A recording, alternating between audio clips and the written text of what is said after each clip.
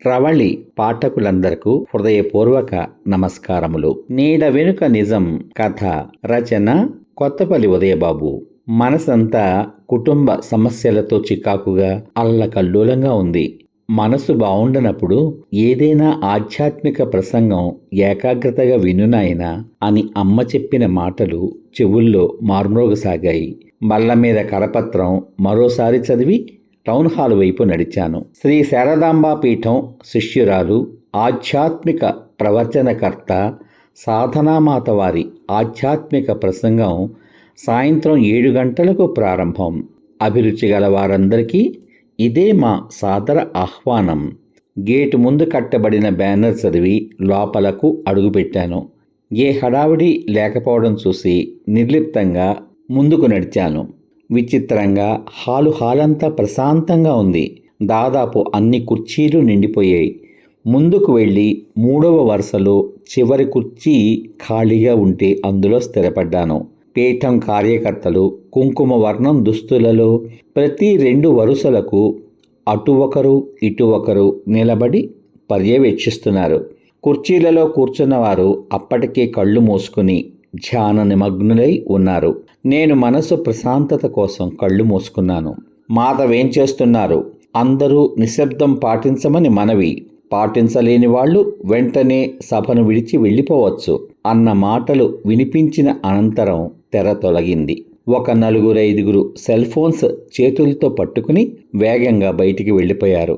అప్పటికే మాత సభా వేదిక మీద ఆసీనులై ఉన్నారు. ప్రశాంతంగా పాలపుంత నక్షత్రాలలా మెరిసిపోతున్న ఆమె కళ్ళు తేజోవంతమైన స్ఫటిక కాంతిని విరజిమ్ముతున్నాయి. సభా ప్రాంగణాన్ని కనుచూపు మేర పరిశీలించిన ఆమె మధుర స్వరంతో శ్లోకం ఇలా పాడారు. ఆ తర్వాత ఆమె ప్రసంగం చాలా లోతుగా కలత చెందిన హృదయాలకు నవనీతామృతపు పూతను పూస్తున్నట్లుగా కొనసాగింది. అజ్ఞానతిమిరాంధస్య జ్ఞానాంజనశలాకయా చక్షురున్మీలితం యేన తస్మై శ్రీ గురవే నమః. ఈ శ్లోకానికి అర్థం ఏమిటంటే, అజ్ఞానం అనే చీకటితో గుడ్డివారికి జ్ఞానం అనే కాటుకను పూసే సన్నటి పుల్లతో కళ్ళు తెరిపించిన గురువుకు నమస్కారం. ఆ జ్ఞానాన్ని నాకు ప్రసాదించిన ఆ శారదామాతకు నా హృదయపూర్వక ప్రణామములు. జ్ఞానం మనిషిలో ఆత్మవిశ్వాసాన్ని పెంచుతుంది. ఆత్మవిశ్వాసం మనిషి వ్యక్తిత్వాన్ని తీర్చిదిద్దే అత్యంత విలువైన గుణం. మనలోని సామర్థ్యాలపై నమ్మకం పెరిగినప్పుడు జీవితంలో ఎదురయ్యే ప్రతి సవాలును ధైర్యంగా ఎదుర్కొనే శక్తి కలుగుతుంది. ఆత్మవిశ్వాసం ఉన్న వ్యక్తి అపజయాలకు భయపడడు. వాటిని విజయానికి దారి చూపే పాఠాలుగా భావిస్తాడు. ఈ గుణం మన ఆలోచనలను నిర్మాణాత్మకంగా మార్చి క్రమశిక్షణ, పట్టుదల వంటి లక్షణాలను పెంపొందిస్తుంది. కాబట్టి ఆత్మవిశ్వాసం జీవితం మొత్తం ముందుకు నడిపే పునాది. మన విజయానికి ఇది తొలి అడుగు. ఇలా అరగంట కొనసాగిన ఆమె ప్రసంగం మనసు పెట్టి ఏకాగ్రతతో వినడంతో తన్మయత్వంలో మునిగిపోయాను అనే చెప్పాలి. కార్యకర్తలు వరుసలలో కూర్చున్న వాళ్ళకి ప్రసాదంగా పటికి బెల్లం, కుంకుమ సాచెట్లు ఇవ్వడం ప్రారంభించి నాకు ఇచ్చారు. ఇంతలో వెనుక నుంచి ఎవరో నా భుజం తట్టారు. ఎవరా అని అటు తిరిగి చూశాను. ఆయన కూడా శ్రీ శారదాంబా పీఠం కార్యకర్తే. స్వామి, నాతో ఒకసారి బయటకు వస్తారా అన్నారు. ఎందుకో అర్థం కాని నేను ఆయన్ను అనుసరించాను. హాలు దాటి బయటకు వచ్చాక ఆయన తన కండువా చాటు నుంచి ఒక కవరు నా చేతిలో పెడుతూ, మీ పేరు శ్రీరామ్ కదా అన్నాడు. అవునని తలూపాను. ఇందాక ఎవరో స్త్రీమూర్తి మీకు ఈ కవరు అందించడానికి వచ్చారు. ఇలాంటివి ఇక్కడ కుదరదు అని చెప్పాను. అయితే కార్యక్రమం అయిపోయాక ఆయనకు ఇవ్వండి అని పిలుస్తున్నా వినకుండా వెళ్ళిపోయారు. ప్రసాదం తీసుకున్నారుగా. ఓం శ్రీ శారదామాతాయే నమః అనేసి వెళ్ళిపోయారు. ఈ ప్రాంగణానికి వచ్చి నాకు కవరు ఇమ్మని చెప్పి వెళ్ళిపోయింది ఎవరబ్బా అని మనసులో అనుకున్న నేను ఇంటికి క్షేమంగా చేరుకుని బట్టలు మార్చుకుని కాళ్ళు చేతులు కడుక్కుని శారదామాతకు నమస్కరించుకుని కవరు చింపాను. మడతలు విప్పిన కాగితాలపై ముత్యాలు పేర్చినట్లుగా పరుచుకున్న అక్షరాల వెంట నా కళ్ళు పరిగెత్తడం ప్రారంభించాయి. నువ్వు ఈ కార్యక్రమానికి తప్పకుండా వస్తావని నాకు తెలుసు బావా, గుర్తున్నానా? దసరా నవరాత్రుల్లో నువ్వు దీక్షలో ఉండగా అమ్మ నన్ను దిక్కులేని దాన్నిగా చేసి వెళ్ళిపోయింది బావా. ఒక్కతిని బతకాలంటే భయంగా ఉంది అని ఏడుస్తూ ఫోన్ చేశాను. రాలేని స్థితిలో ఉన్నాను, బ్రతకగలను అనే ఆత్మవిశ్వాసం పెంచుకుని బ్రతుకు. 3 పెళ్ళిళ్ళు చేసుకున్న దానివి 4వ మగవాణ్ణి చేసుకుని వాడి బ్రతుకు కూడా బండలు చేయకు. నీ మీద నీకు కనీస నమ్మకం ఉంటే లోకానికి అమ్మలా బ్రతికి చూపించు. సాధన ఉంటే సాధించలేనిది లేదు. మనిషిగా పుట్టినందుకు ఇక నుంచైనా జన్మ సార్థకం చేసుకునే ప్రయత్నం చెయ్యి. నువ్వు చెయ్యగలవు. చెయ్యలేకపోతే ఎలా బ్రతకాలనుకున్నావో అలాగే బ్రతికేసాయి అని నిర్మోహమాటంగా చెప్పి ఫోన్ పెట్టేశావు. నీ దృష్టిలో నేనొక ఒళ్ళు తిమ్మిరిదాన్ని కదూ. ఒక్కసారి నా జీవితాన్ని నీ దగ్గర చర్విత చరణం చేసుకుంటాను బావా, ప్లీజ్. మా అమ్మకున్న 5 ఆడపడుచులకు ఏకైక తమ్ముడు మా నాన్న. అతి గారాబం చేసి అప్రయోజకుడిగా పెరిగిన మా నాన్నకి మీ నాన్నగారు పోస్టల్లో చిన్న ఉద్యోగం వేయించారు. ఆ ఉద్యోగం ఉంది కదా అని మా అమ్మనిచ్చి పెళ్లి చేశాడు మా తాత. నేను పుట్టిన వెంటనే నాన్నకి పోస్ట్మాన్ ప్రమోషన్ వచ్చిందని కాలు కింద పెట్టకుండా పెంచారు నన్ను. అయితే అమ్మ ఆడపడుచులందరి 9 మంది మగపిల్లలందరిలో అమ్మకి నువ్వంటే ఎంతో ఇష్టం. అందరిలోనూ చాలా బాగా చదువుతావని, ఆటల్లోనూ పాటల్లోనూ మొదటి స్థానం పొందేటంత హుషారుగా చలాకీగా ఉంటావని నాకు జ్ఞానం వచ్చినప్పటి నుంచి నీ గురించి నూరిపోసింది. ఎంతగా అంటే నీ ప్రతి పుట్టినరోజున వైశాఖ బహుళ చతుర్థి నాడు నాన్నతో పోట్లాడి మీ ఇంటికి తీసుకొచ్చేదాన్ని, గుర్తుందా?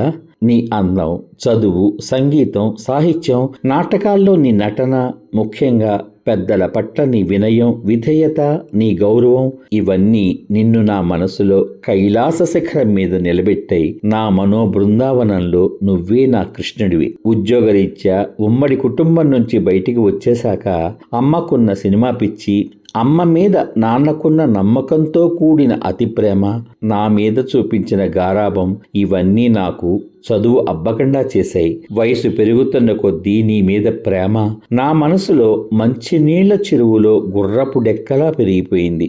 అందుకే నీ ప్రతి పుట్టినరోజుకి నడి వేసవి కాలంలో క్రమం తప్పకుండా ప్రయాణం పెట్టించేసేదాన్ని. అమ్మా నాన్న నాకు పెళ్లి చేసి అల్లుడిని ఇల్లరికం తెచ్చుకునే సంబంధాలు చూసి 7వ తరగతి వరకు చదివిన నాకు పౌరోహిత్యం కుర్రాడికి ఇచ్చి పెళ్లి చేశారు. నిన్ను పెళ్లి చేసుకోవడానికి ఏ విధమైన అర్హత లేని నేను ఎదురు చెప్పలేక తల వంచాను. అయితే వాడు సంసారానికి పనికిరాడు అని మొదటి రాత్రి తెలిసాక అమ్మ నన్ను కొంతకాలం వేచి చూడమంది. కానీ వాడు తన అసమర్థతను కప్పిపుచ్చుకోవడం కోసం తాగి వచ్చి నన్ను కొట్టేవాడు. అమ్మా నాన్న విడాకులిప్పించేశారు. అయితే నా బ్రతుకు అలా అయిపోయిందని నాన్న మనోవేదనతో మరణించాడు. అమ్మకి నేను, నాకు అమ్మ అయిపోయాం. నాన్న పెన్షన్తో గుట్టుగా ఓ గదిలో బ్రతకడం మొదలుపెట్టాం. ఎంఆర్ఓ ఆఫీసులో పనిచేసే పెద్దత్త కొడుకు శంకరం బావ అప్పుడప్పుడు రాత్రిపూట మా ఇంటికి వచ్చి ఉండిపోయేవాడు. ఒక రాత్రి నేను నిద్రలో ఉండగా నన్ను లోబర్చుకున్నాడు. నేను ఏడవబోతే 1000 రూపాయలు నా చేతుల్లో పెట్టాడు. నేను వచ్చినప్పుడల్లా నాకు కావాల్సింది ఇచ్చి నీకు కావాల్సింది తీసుకో అన్నాడు.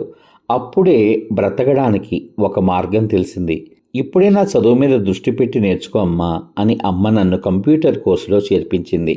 అక్కడ చేరిన నెల రోజుల తర్వాత మన కులం కానివాడు ఒకనాడు, నిన్ను ప్రేమిస్తున్నాను, నా భార్య చనిపోయింది, నిన్ను పోషించుకునే డబ్బు నాకుంది, కానీ ఉద్యోగం లేదు, నిన్ను మహారాణిలా చూసుకుంటాను అన్నాడు. అమ్మతో చెప్పాను. అమ్మ అతనితో మాట్లాడింది. అతను మా దగ్గరికి వచ్చి ఉండే పక్షంలో అయితేనే వివాహం చేస్తాను అని ఒప్పుకుంది. అతను సరే అన్నాడు. అతనితో పెళ్ళయింది. 1 నెల నమ్మకంగా ప్రవర్తించాడు. నేను గర్భవతినయ్యాను. ఇవన్నీ తెలిసి శంకరం బావ రావడం మానేశాడు.